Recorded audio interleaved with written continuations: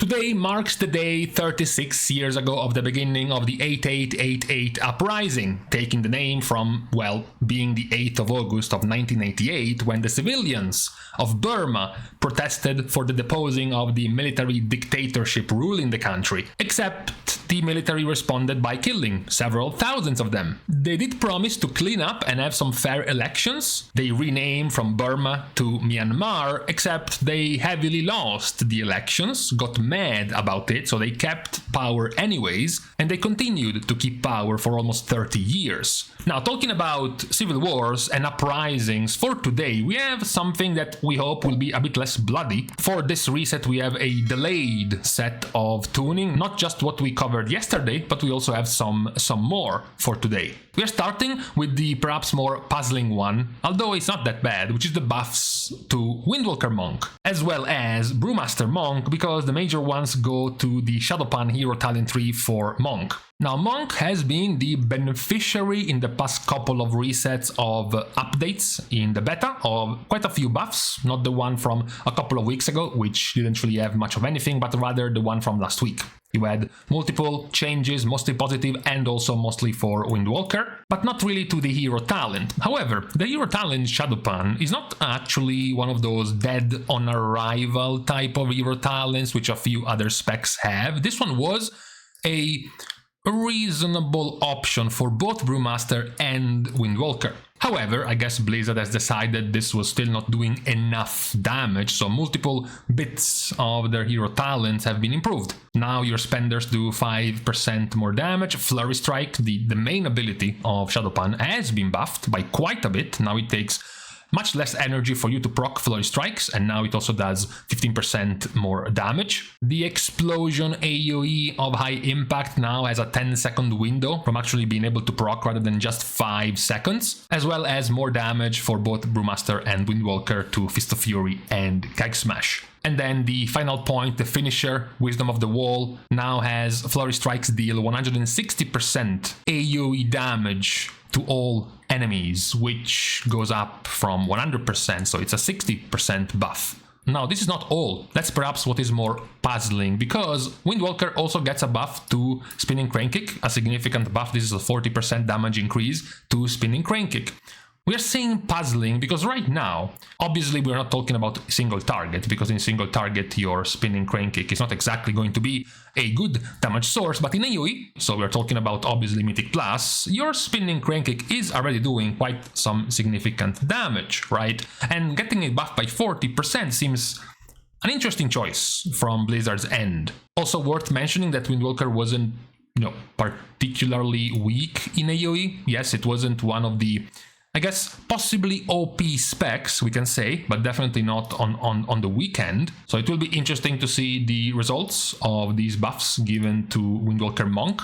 But the bigger set of changes for today, and we're talking about nerfs, is to Holy Paladin. So 2 weeks ago, Holy Paladin didn't get much besides another set of nerfs to their single target spot heal abilities, both the Generator Holy Shock and the Spender Word of Glory. Last week we had even more changes, fixing and buffing some of these, like buffing again Word of Glory, buffing the other Spender Light of Dawn, a series of changes we touched on before, which centered around reducing the power of their passive abilities, so the power of Dusk and Dawn, empowerment of your spender, and simply buffing the spenders themselves, buffing your damage, your Consecration, your Judgment, your Armor of Wrath damage, and nerfing the damage of Blessing of Summer. So basically trying to put more power into your default kit rather than random passive effects, which has been the transition of Paladin in the entirety of the War Within. They already had their power of beacons being nerfed, Glimmer of Light was being removed, so tons of passive power left Paladin in exchange for way more powerful basic abilities. Now, the nerfs in question.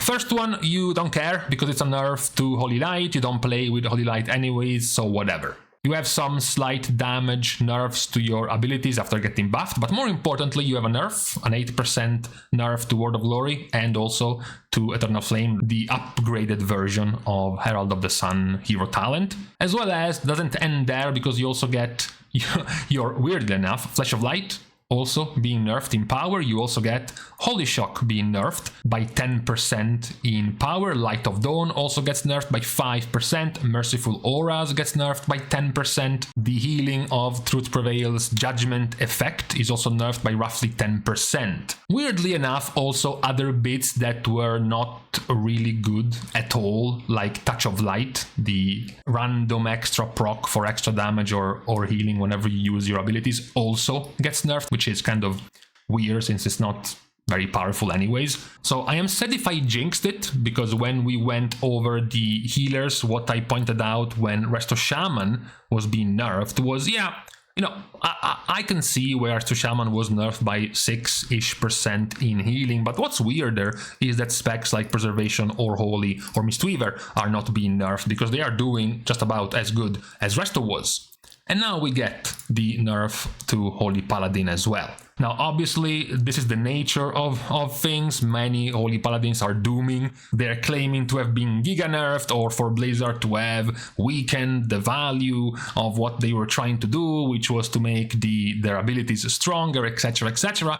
This is completely irrelevant. These nerfs were not only warranted, but they are also not changing anything about your powers. Getting your Holy Shock nerfed by 10% doesn't change the fact that you're still one of the best spot healing specs. You are still very powerful, and this nerf as a whole was needed.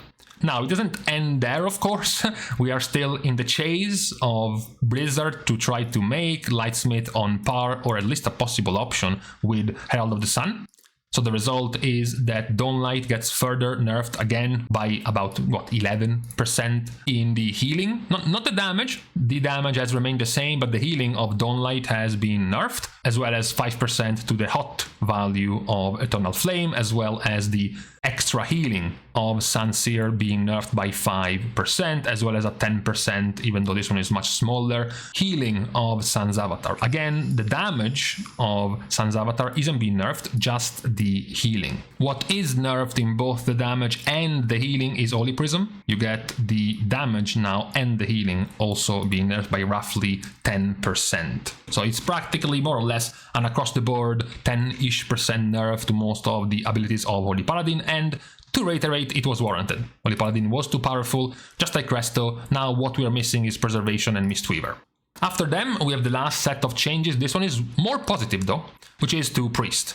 Now, before we go into the actual numbers, it's worth pointing out that some of the extra changes are changes to one of the tinkering things you did as a Shadow Priest, which was to generate Insanity before a pool, because you kept Insanity in between pools. You know, from going out of combat to getting into combat, you could generate free Insanity. For example, you could be using things like Divine Star or things like Shadow Crash to generate Insanity. Even if you were out of combat, even if you were not hitting any enemies, you were still going to generate Insanity. So you would just be blasting down this Shadow Crash for 6 Insanity, and then your Divine Star for more 6 Insanity before a pull, etc., etc. This has been fixed now. Now you don't generate Insanity unless you're actually hitting enemies with Shadow Crash and with Divine Star. Now what follows though are buffs, however, because your Mind Flake is being buffed by 50%, and then you also have Mind Blast being buffed in damage by 30%, and then you also have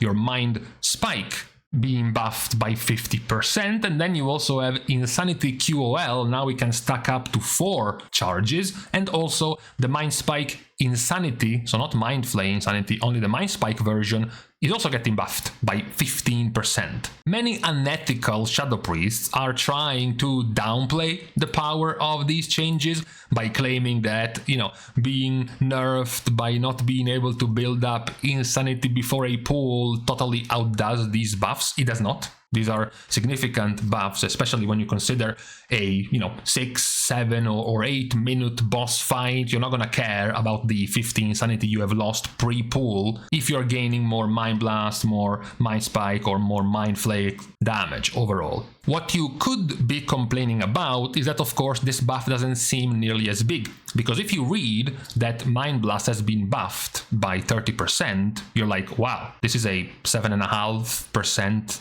damage increase. And then you add to this the 50% damage buff of Mind Spike plus the 1 to Mind Spike Insanity. We're talking about a 12-ish, 11 to 12% damage increase. If you're looking at the results of Shadow Priest getting buffed by 12%, you know, they would be around here now.